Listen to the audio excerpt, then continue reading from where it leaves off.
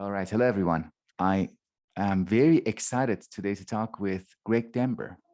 Greg is a writer, musician, and a computer programmer living in Seattle. He studied psychology and literature at Yale, and he's been writing together with Linda Ceriello at the website whatismetamodernism.com since 2013. They also have a YouTube channel. I'll provide links to all of those below, as well as Greg's Twitter. From your writing, Greg, which are many, I will just make note of two articles. One being titled "After Postmodernism: 11 Metamodern Methods in the Arts," which was published on Medium. The other was titled "What is Metamodernism and Why Does It Matter?" published in Sideview 2020. So welcome, Greg. Hi, I think that's how we met, so to speak, is from both having articles in that Sideview volume, right? Yeah. Feels like a long time ago now. I know. Actually, that was right before COVID. Or right at the beginning of COVID. I think it was meant to be published before COVID, and then COVID came along and kind of changed the timing of everything, including that. Yeah. But another fun, not so fun fact was that at the time I was living in Asia. So that was for my timeline, that was the onset of COVID. Yes. Okay. February 2020. Yeah. So we are here to talk a little bit about metamodernism, hopefully providing an exciting entry point for people interested in philosophy, psychology, the arts, popular culture. Let's begin with this question. Why is this topic important, metamodernism? Why is it worthwhile to pay attention to it, to think about it? Sure. I'll answer that question kind of in a broader way, and then kind of get into metamodernism specifically. Metamodernism is a phenomenon we observe kind of in the arts and culture in general. And, in academia, maybe the broad category for that kind of inquiry is called the humanities. And so why are the humanities or cultural criticism important? Okay, why is culture important? Why is the arts and culture in general worth looking at and thinking about and having? Why are the arts an important part of human life? And my answer to that question is we use the arts to understand and tell stories about ourselves and other people and our relationships with other people and society as a whole and the world and our relationship and our way of inhabiting the world. All of those things are processed for us through the arts in different ways. And this is true. This is not specifically about metamodernism. It's just arts and culture in general. And if you are somebody who spends time theorizing about the arts and culture, why is that important? Well, what we're doing there is we're telling stories about the stories. So we're finding a way to kind of weave together all the many, many different stories that occur in different art forms and cultural products, and kind of telling a story about how does that fit into and relate to society in a present moment. Okay, again, that's not specific to metamodernism. That applies to modernist and postmodern and metamodernism and things that don't even fit into those categories and things from before all of that or whatever. But that's why it's important to have art historians and art critics and film reviewers and people who kind of make theories and models to weave all of that together. So then metamodernism is, to a lot of us, a name for describing the kind of overall story of what's going on in culture in our present moment, beginning around 2000-ish.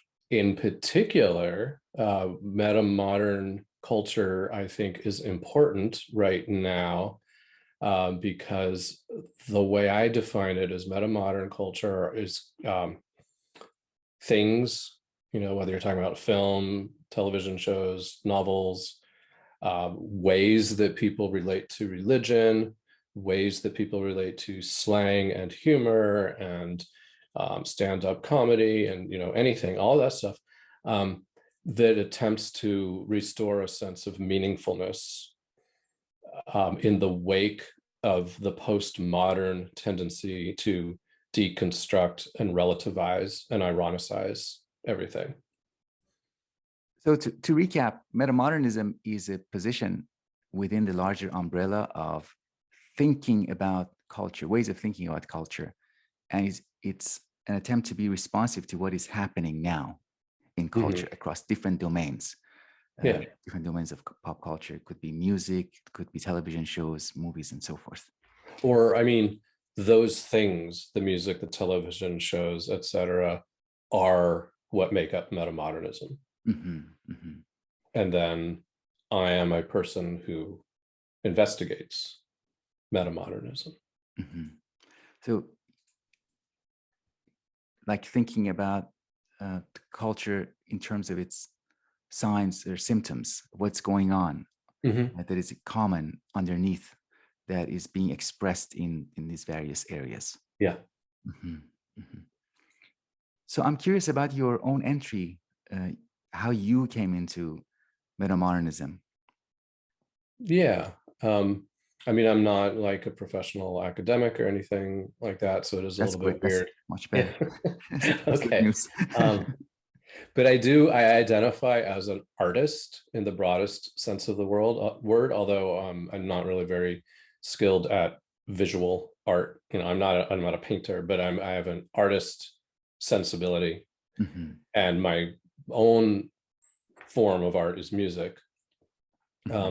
But to me, being an artist is more than just being a creator or producer of things. It's sort of just a way of experiencing the world, and relating to art made by others, and kind of how your own life is connected to creativity.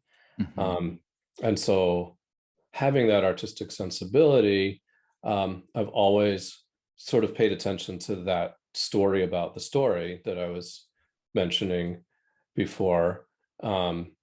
And also being someone who kind of came of age in my teens and 20s during the postmodern phase, the postmodern period. At that time, although I did enjoy a lot of the kind of fun referentiality and irony and such, no complaints about that, but I did kind of notice, like, wait, where is there room for just earnest expression of meaning and hope and appreciation of beauty and vulnerable feelings and things like that? Is that ever going to come back around? And sometime around the turn into this millennium, around 2000, I started noticing that you were starting to see this kind of fresh attitude where sincerity was allowed, to exist in music, especially indie rock music, and in film, and in literary fiction and things like that. But it wasn't a simple return to kind of a naive, kind of corny sentimentalism, the kind of stuff that postmodernism was so embarrassed about. It had this clever way of weaving in that kind of postmodern sense of knowingness, sense of self-awareness, and wry winking, ironic sense. Had a way of kind of paying dues to that, deference to that, but also in the end, or at the same time at least, like I said, kind of bringing back this sense of sincerity and self-expression and things like that. Like I said, I saw this kind of happening in all these different forms. My writing partner, my thinking partner, Linda Ceriello, who you mentioned earlier, you know, she was a friend who I would often kind of bounce observations and theories and things like that off of. And so we were always kind of in that conversation of like, is there something happening now that's different from postmodernism? And Linda, around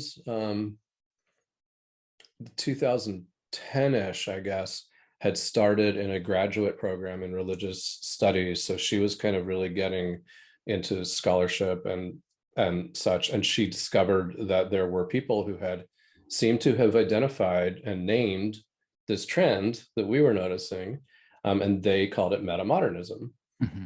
And you know, we read their articles, and it made sense, and it sounded like they were largely talking about the same cultural products that we had noticed and talking about them in the same way.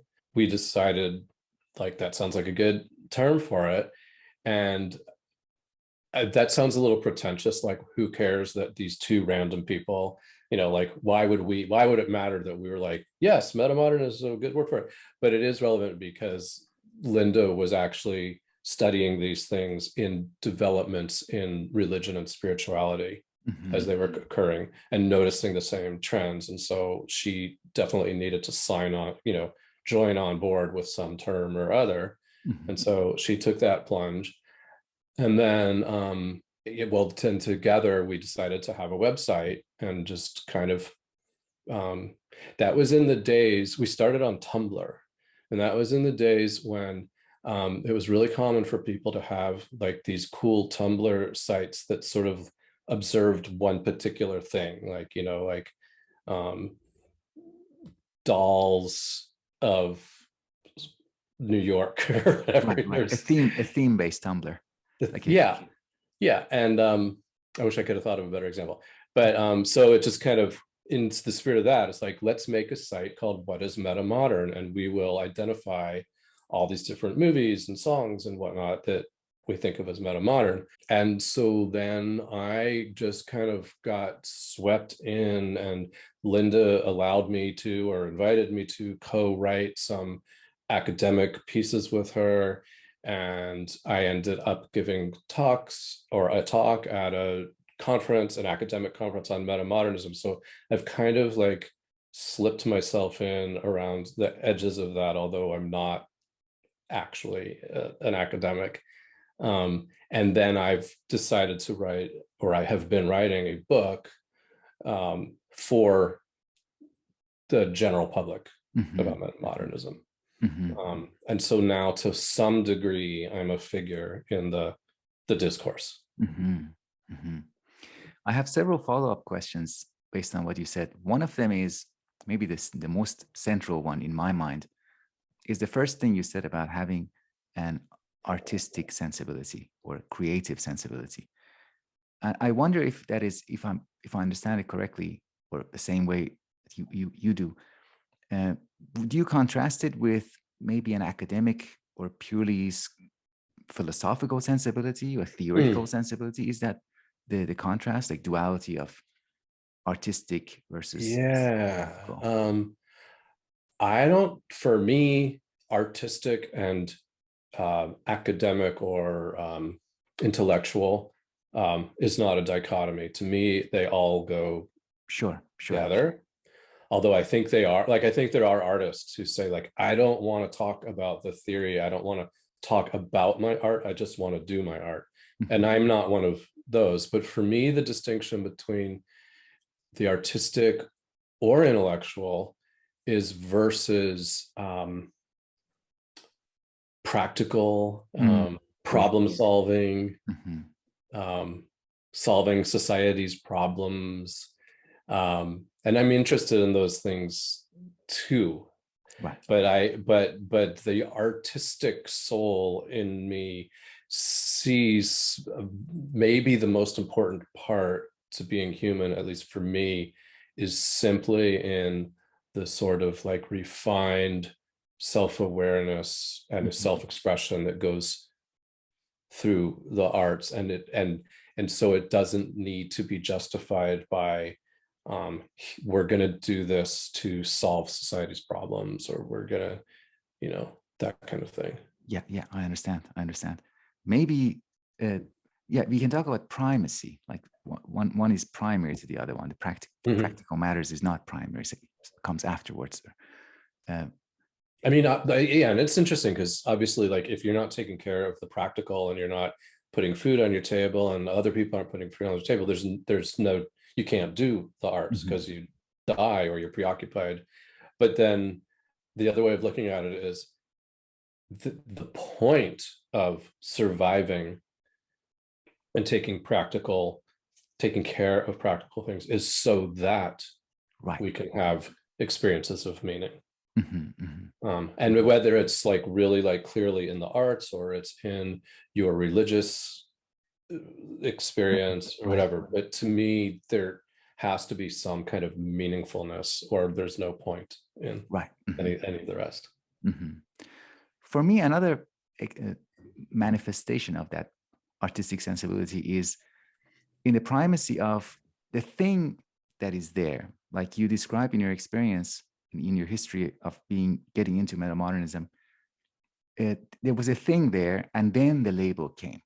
Yes. So to me, that's the people who are overly not more on the intellectual side or philosophical side. For them, the concept sometimes comes first, and then they look for the thing. Right. But the way you describe it, there was a phenomenon. Yeah, and even for the authors who kind of got the term metamodernism out there, which is Timotheus Vermeulen and Robin van Denneker, and they wrote an article called Notes on Metamodernism in 2010 that kind of got the ball rolling, the discourse. But even for them, it's similar to me or Linda, where they were seeing all of this stuff. And the way they have self-described it is postmodernism was the theory that had been kind of given them in their graduate studies and such. And they were starting to see stuff out in the world that couldn't be explained with the models of postmodernism. And then they came up with a theory and a model to try to account, like you're saying, to try to account for what they saw. Thank you. The other follow-up that I had was about this continuing with postmodernism, but not going back. This is something that, especially in psychology, most people don't pay attention to. They don't take time seriously. That there's a way of moving away from a position. There's a way of overcoming a position, like postmodernism, like postmodern, let's say, cynicism. It doesn't have to be that, but irony.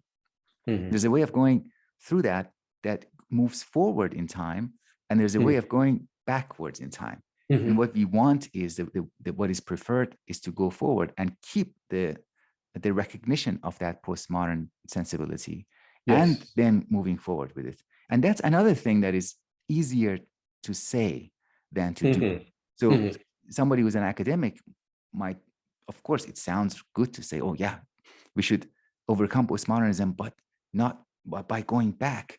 But when they actually do in the form of their presentation, or maybe if they create some kind of art, it seems like they're not going forward in time, but they're actually going back, they're regressing. They're kind of trying to deny. Of course, denying postmodernism is one way of overcoming it or battling it. So I wonder if you could say more on that directionality, how to move forward in time. Yeah, I think that the denying and moving backwards is only the right move if you actually think that postmodernism, or whatever the thing is that you're trying to move beyond, if you actually think that thing was like entirely a mistake, like, oh, we just screwed up, never should have done any of that postmodern stuff, let's just go back to the way things were before. I don't think postmodernism was a mistake. I think postmodernism arose in all of its different areas out of a need to approach various issues that modernism had not approached effectively. And those needs still exist now. It's just that postmodernism had its own limitations, and its own, it's not a mistake, but it has mistakes, right? So like it's a good thing, but it has some imperfections, and then the metamodernism arises as a kind of course correction for the problems that postmodernism introduced in its efforts to provide a course correction for what modernism produced. And modernism itself is a hugely important kind of addition to the human consciousness and to society that was rectifying all the problems that had built up over thousands of years of pre-modernism. Mm-hmm. Yeah. I was thinking about as you were talking, regarding something as a mistake would lead us to go back, take a step back, and deny that there is something that we have to work through. Another way of going back is not really engaging with something, or not really trying to understand the point of postmodernism. And that, it's related to what you said in the beginning. It is important for us to try to understand the time we are living in, and what came before all of these trends, what justified them, what motivated them, and what is missing now from maybe what is trendy, what is fashionable, and what the movement is going towards. So not engaging is another way. Anyways, so you engage with works of art, popular culture, movies, TV shows, and you embody in your work this back and forth between ideas and creative works like a TV show.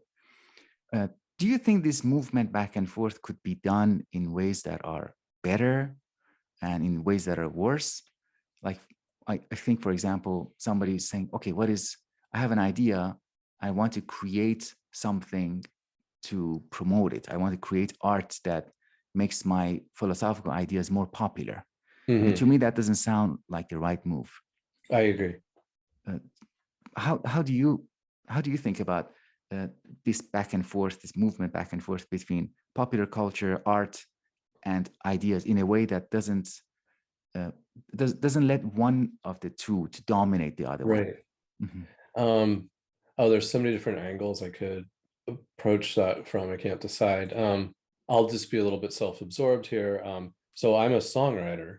That's my art form.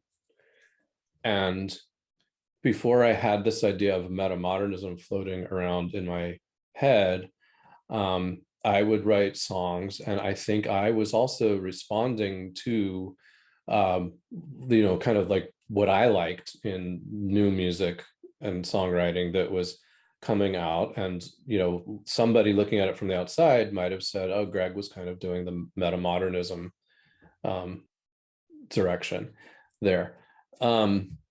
But I wasn't doing it consciously at the time. And now I continue to write songs, and now I have to grapple with the fact that sometimes I'm wearing a hat where I'm an outside cultural critic analyzing music and other kinds of art to see if there's a metamodern tendency in it. But then I want to put back on my hat as a songwriter, and although I can't deny and pretend that I don't have the idea of metamodernism somewhere in the back of my head, I really do try to just let whatever comes out come out how it comes out. And sometimes that might be a song that's just like very snarky and ironic and, would fit right into postmodernism. And sometimes that might be a song that's just very kind of a positive, or has a sort of overt message in a kind of simplistic way that might be accused of being modernist. And I do all of that, but then I do have things where I kind of go, oh, that's kind of metamodern of me. So as the artist, I just try to make my impulse be to express whatever I feel like expressing. So the artistic impulse doesn't need that hat, the other hat that judges and gives labels, modern, postmodern, metamodern. That hat can come afterwards. Yeah. Mhm. And it helps, with songwriting is like, you just have to make the line rhyme, so Sure. um, It has so its own however tools. Yeah. yeah, so however my unconscious solves a particular rhyming problem, at where I'm at in a song, kind of just forces my hands to do whatever I do rather than be very sort of purposefully metamodern. Mhm. Mhm. Is that, by the way, you talk in your writing about the solidity of felt experience as Mm-hmm. being something that metamodernism is trying to be faithful to, Yes. and not let it be absorbed and or reduced to some frameworks and schemes. Right. Is that similar to how you're describing the art, the creative process, like by setting aside or Oh, by that's by interesting. taking off the hat, the theory hat, uh, you're opening the door for the solid for that felt experience to come in.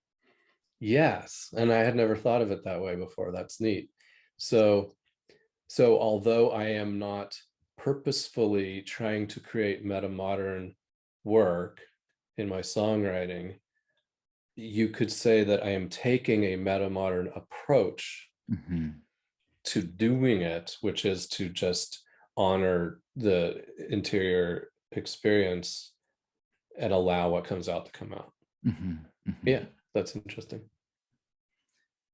Great. Now, in one of our exchanges on Twitter, I remember you. Just very memorable conversation for me. You said that you were looking at object-oriented ontology, and you were you're asking the question: is it an example of metamodernist philosophy? Mhm. And I'm curious how that process works for you. How do you evaluate something and decide if it aligns with another set of principles or a sensibility? Right. Um, well, yeah, so that's where the value of kind of being kind of nerdy and having theory and models comes in. Mhm. My model of metamodernism is kind of based on the Vermeulen and Van Deneker. Now, this is just sort of a very simplistic reduction of what they say, but they kind of have this famous quote where they say, and I can't reproduce it exactly, but they say metamodernism oscillates between a modernist earnestness and a postmodern irony, a modernist enthusiasm and a postmodern cynicism, a modernist sense of unity and a postmodern sense of fragmentation. Those aren't their exact little dualities, I'm sure of it, but it's those kinds of things. And then I've kind of added, and I'm taking this from another theorist named Raoul Eshelman, who has another theory of what comes after postmodernism, and he calls it performatism. He's talking about the preservation of the subject, or what I call the interiority or the felt experience, the preservation of that in the face of the postmodern tendency towards ironic relativism. So where Vermeulen and Van Deneker kind of identified this oscillation between modernist and postmodern sensibilities in all these cultural forms, I asked the question, but to what end? What's motivating that oscillation? And they address that somewhat, but I just feel like bringing in Eshelman's idea about the subject or interiority kind of explains what's motivating metamodern artists to do this kind of weird dance with the postmodern and the modern. Um, so I have said something along the lines of metamodern cultural products are those which protect the solidity of felt experience against the potential degradations of ironic or postmodern ironic relativism or modernist material reductionism or traditional ontological inertia. Um, Or even cliche statements like everything has been said already. Like mm, there's nothing new under the sun. When we say mhm, there's nothing new under the sun, we can paraphrase that into saying that everything has already been mm, exteriorized, So there's nothing left in the interior, in the Yeah. interior realm. There's nothing left for the subject to say, to add. Right. Uh, And a metamodern cultural product would find some way, use some kind of method or trick to escape that while still recognizing that it makes sense to claim that everything's already been said. mhm, And that's that oscillation between the earnest and the ironic mhm, or mhm, such. Okay, so I look for those kinds of methods and tricks that are basically achieving the, solving the problem that you just laid out.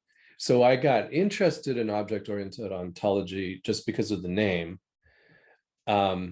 Because in the article of mine that you mentioned, 11 metamodern methods in the arts, one of the, and what I'm talking about there are different, so it's like, okay, sure, we've described what metamodernism is like and what it's motivated by, but how does it seem to be that artists are actually implementing that? And so I name 11 different ways, and there could be more or whatever, but mhm. and one of the 11 things that I named is anthropomorphization. And so, that's a tendency to I mean, you know what anthropomorphization is, and your audience does too, but what I'm specifically referring to is like having things or animals sort of display interiority in your art form, whatever it is, or even in like around the 2000s, you had at the same time, you had the new VW bug, the new VW came out that like looked very human with the little eyes and this kind of cute human face. And the first generation of iMacs, if people remember, had this kind of meta cute sort of, they looked like little creatures that you could, read into. And so I was curious, like object-oriented ontology. So are they talking about objects having interiority? Mhm. And if so, that sounds metamodern. So then I read Graham Harmon's object-oriented ontology and Timothy Morton's hyperobjects, and it ended up sort of fitting into my model of metamodernism even better than I was expecting, because Graham Harmon defines objects as things that resist overmining and undermining. Mhm. And undermining is equivalent in my reading of it to this kind of modernist scientific reductionism, like, oh, that thing, that object is really just the sum of its parts. To really understand what it is, take it apart and look at the components or the forces of physics. And there isn't really a thing that matters up at the level you're looking at. It's just that would be undermining. And Mhm. overmining is understanding a thing, reducing the importance of a thing to how it fits into a broader context of some sort. And that reducing a thing through overmining would be the postmodern tendency, right? An upward reduction, Yeah, reducing it to the cultural forces and historical forces, yeah, historicizing it, maybe. Yeah. yeah. So Mhm. he's actually defining objects, which is the center of his ontology, in terms that are like almost perfectly fit with the way I explained what metamodern cultural products are. Mhm. Mhm. So I look for those kinds of, those kinds of things to see if Mhm. something's, if I would call something metamodern. Mhm. Mhm. The devices or the methods that you listed in that article, that 2018 article, some of them at least, they are devices for exaggeration, like the tiny, what was it, some of the other ones, the epic, the quirky, the over projection, I think was one of them, meta cute. Yeah. These are ways of making it more clear, like amplifying the objecthood of the object, the fact that it cannot be undermined or overmined. It's like when something is meta cute or when something is tiny, it's like it announces itself as a thing, as an object. So this interiority that you're referring to, it can be, would you agree that it can be applied to as a way of understanding, as a way of appreciating the artist, the object that the artist is creating, but also the audience, and maybe their relationship. The relationship, it's easier to think of the mind of the artist as that subject that brings in or and talks about or reveals their interiority. It might be a little bit less intuitive that the object also or has its subjecthood, has its own interiority. But what do you see something in the audience that do you see the audience playing a role in that dynamic? So is it possible for some people to miss the point and not participate in a metamodern way? And does it take some kind of training or education or experience or appreciation? Do we need to learn to be metamodern audience members of art? That is a really interesting question. You're asking a lot of interesting questions and making a lot of interesting connections between things I have said or thought, but I didn't actually make the connection. I'm glad to hear that. Cool. Thank you.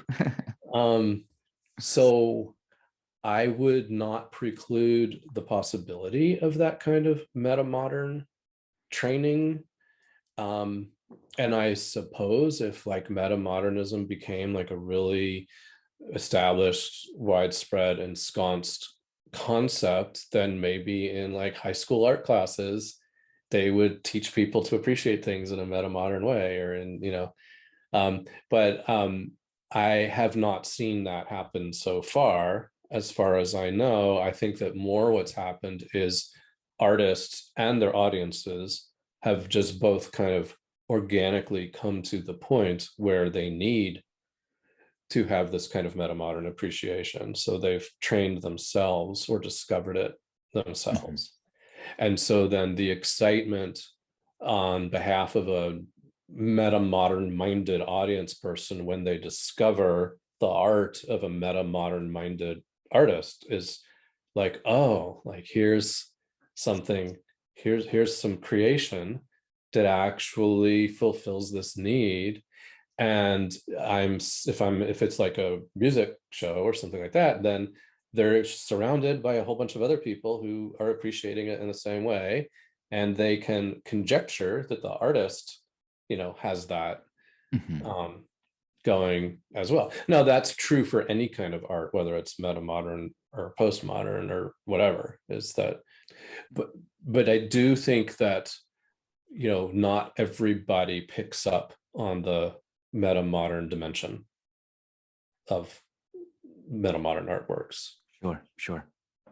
And sometimes, a lot of times, people who react that way will criticize it and say it was a mess. It was incoherent. They were trying to do too many things that don't go together. They'll even go like, is this serious or is this ironic? As if that's a criticism of it. Right.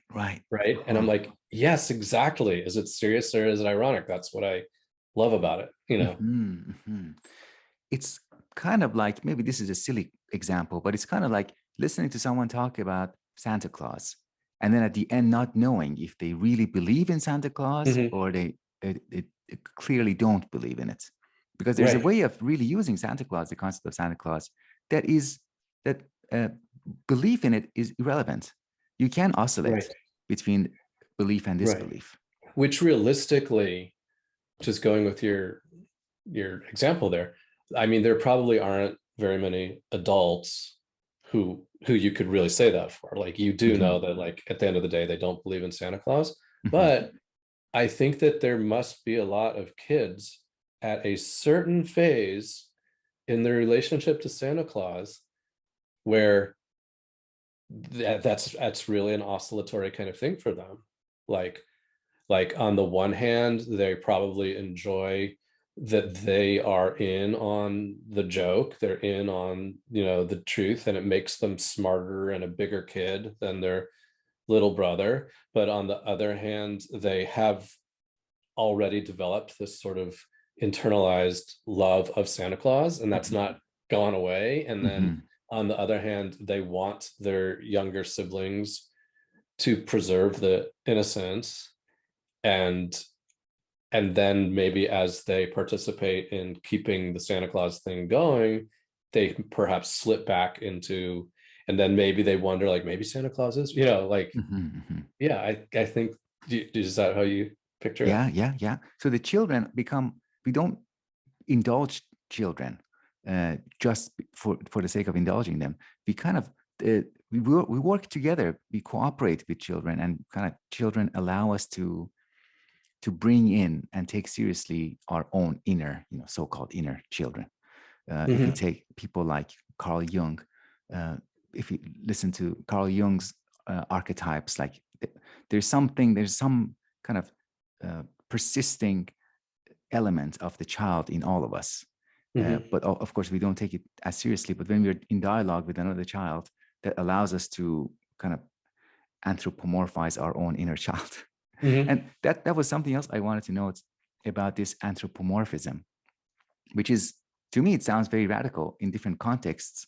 It could be radical in more or less ways. So in psychology, there is very visible, very strong move to de-anthropomorphize human beings, Hmm. replace them with computer models, replace them with cause and effect or machine-like systems, to replace the person with sub-personal processes. And when a psychologist sometimes talks about the behavior of a person, sometimes they don't even talk about the person at all. Like during a conference talk or a lecture that is like an hour, only the beginning, there were some references to the actual human beings. Then the Hmm. rest was about variables, systems, statistical processes or statistical models. And this anthropomorphism could be a way of first recognizing that opposite trend and doing the opposite, or correcting that bias, because that, just like the child, our relationship to the child allows us to bring in our own inner child, so-called inner child. If we recognize the interiority of an object like a work of art, that allows us to also recognize our own. So the work of art Yes. allows us to recognize ourselves. So by regarding it, we are letting it regard us as well. Hmm.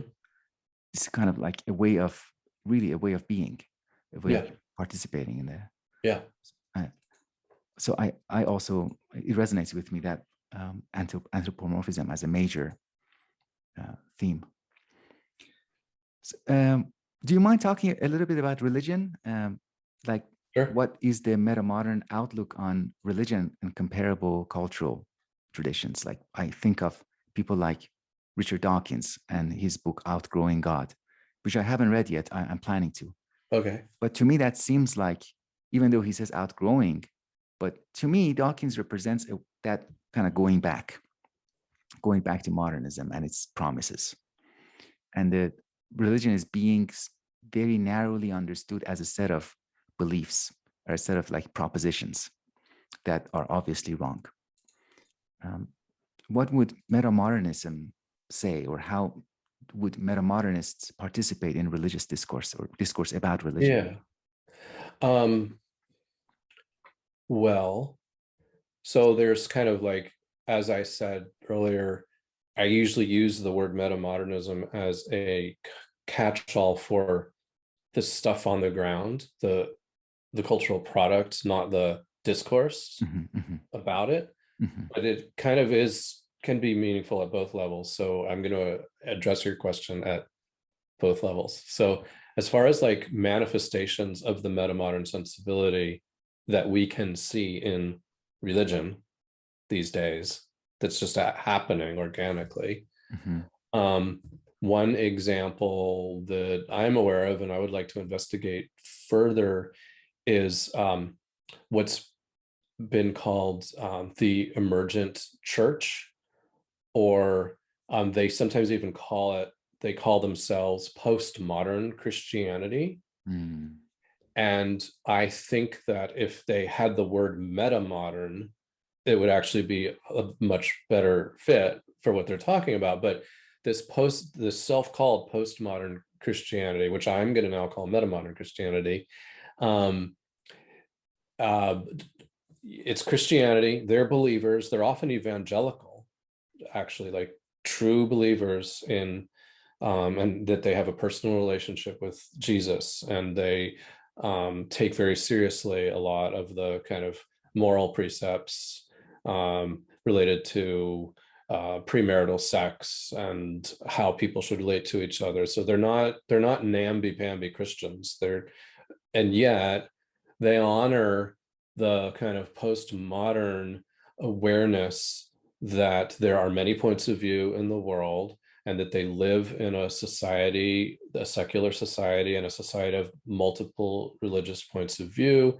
And it's very important to them to have a humble relationship with their Christianity. So they are careful to avoid using their sense of Christian identity as a way of propping up and giving themselves more value over others instead. And so they manifest that by like giving their congregations or their churches very humble names. Like a congregation might be called Dust or Scum of the Earth or things like Mm-hmm. that. And then in they might meet in a bar during off hours, like Mm-hmm. on, a Sunday morning when the bar is closed, they take over the bar, right? Mm-hmm. um and they don't dress up for their worship. They come as they are. Mm-hmm. And they are very engaged with the popular culture, and they don't only deal in Christian music. They're but and they're very involved in the popular film and such, and working that into their spirituality. And a lot of the culture that I've observed that they appreciate are things that I would call metamodern. Um, and this is all based on me actually knowing people like this. It's Mm-hmm. not based on any kind of scientific, detached observation. So, I recognize that. Mm-hmm. Um, but to me, it's a kind of metamodern form of Christianity. Mm-hmm. Now, regarding the question of, for in the field of religious studies, which I know about through Linda, there is a move that could be considered metamodern.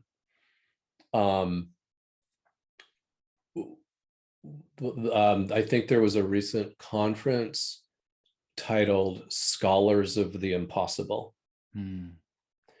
And as I understand it, and I wish this was Linda telling you about this, not me, so it'd be more accurate, but as I understand it, the conference brought together religious studies scholars who were looking at all kinds of different manifestations of belief, sort of that Santa Claus kind of thing. So the scholar, so this could be people who believe in extraterrestrials, or people who believe in ghosts or angels or things like that. And the stance of the scholar here, which is like maybe a metamodern stance, is they neither believe nor disbelieve. What is important to the scholar is what the experience is of the people who do believe. Mm-hmm. And to me, that kind of emphasis is a metamodern approach. Mm-hmm. Mm-hmm. It reminds me a lot of this Italian writer Umberto Eco, who he is always, to me, when I read his essays, especially, he's extraordinary in his patience, in the way he goes through detailed examples of outdated forms of astronomy, Hmm. the ways people used to think about the planets and the stars and the solar system in the medieval Christianity, for example. Mhm. He doesn't dismiss he doesn't dismiss those systems of thinking frameworks based on their factual accuracy, but instead he revives or tries to revive the consequences of being in those Mhm. systems. Hmm. What else would they do they enable for the person Hmm. who adopts them? Yeah. Uh, but it's quite rare in my experience, that kind of patience, that level of Yeah. engagement with something that most people will just dismiss within Yeah. seconds. And I haven't actually read any of his work, although so many people have, encouraged me to, or people that I respect have over the years. But my understanding is that um, he did most of his writing in the period we would call postmodern. Mhm, mhm, And so, but what the way you're describing him sounds metamodern, so I might call him proto metamodern. mhm, sure. And based on your description, the difference between him and a modernist is the modernist would be dismissing all of that stuff, find ways to dismiss it. The postmodernists, on the other hand, would not dismiss it, but would say the fact that some people believe this should lead us to doubt everything. Mhm, Because if some people can have such a serious impassioned belief in something that seems so obviously wrong to you and me, then maybe what you and me believe is dismissible by someone else, and maybe there is nothing you can believe in, yeah, right? yeah. That would be the postmodern. The metamodern, which maybe Umberto Eco is like an early, exponent of, is I believe what I believe, and that matters. And these people over here believe what they believe, and that's beautiful. Mhm, mhm. Yeah, there's a really big difference between trying to feel at home in the world of medieval Christian thinkers, and on the other hand, using those examples to feel alien in our home now. Right. And which is, we don't want that to happen. We want to expand. Ideally, that would be the um, I mean, the thing to do. Some people might not prefer that, but it's better to feel at home in a wider range of places and Mhm. varieties and different kinds of paradigms than to not feel at home anyway and not feel Right. comfortable and familiar. Um, all right, for my last question, I hope we continue our conversations. We can in the future we can pick maybe one topic and delve into it Okay. deeply if you're willing Yeah.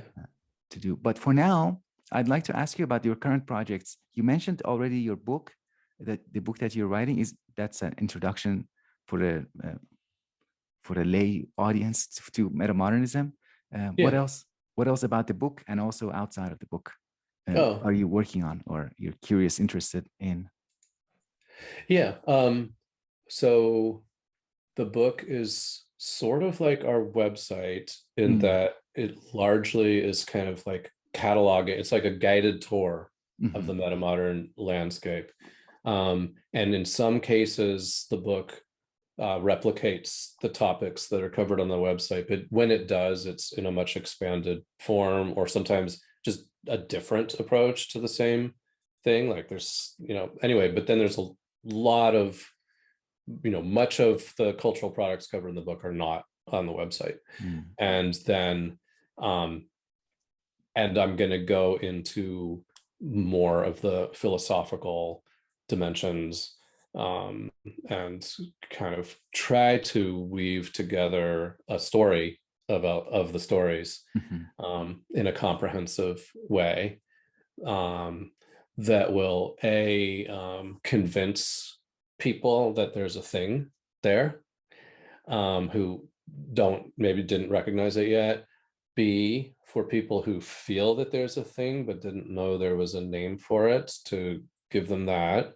mhm, C, hopefully everything I write in the book, when I write about a movie or something, I will somehow pass along my own enthusiasm and appreciation for it, Mhm. so the person has a little bit of the experience of having seen that movie if they haven't yet, and if they have, gain a broader appreciation of it because of hearing of someone else's view.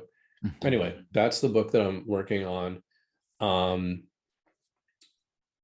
As far as immediate projects, Linda and I are collaborating with the European AHRC Metamodernism Network to produce an event in Seattle this fall.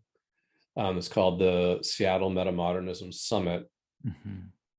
And it's going to be a kind of hybrid event that's going to have both kind of a symposium of academic papers, but it's going to be open and promoted to the general public. I guess the term is public facing talks. Mhm. And then there will also be a section of this event where a group of singers, songwriters, and poets are going to assemble together and sort of talk about their own experiencing of these questions, irony versus sincerity, these conflicting pulls in their own lives and in their work as artists, and then occasionally like play a song or read a poem that somehow illustrates the points of the discussion. Mhm. Mhm. So we're excited about that. I That's think great. other I'll check out yeah, that conference. Yeah, I'll yeah, check out that. Yeah, thank you for mentioning that. That sounds really exciting. If I can make it, I'll even come to Seattle. Uh, cool. yeah.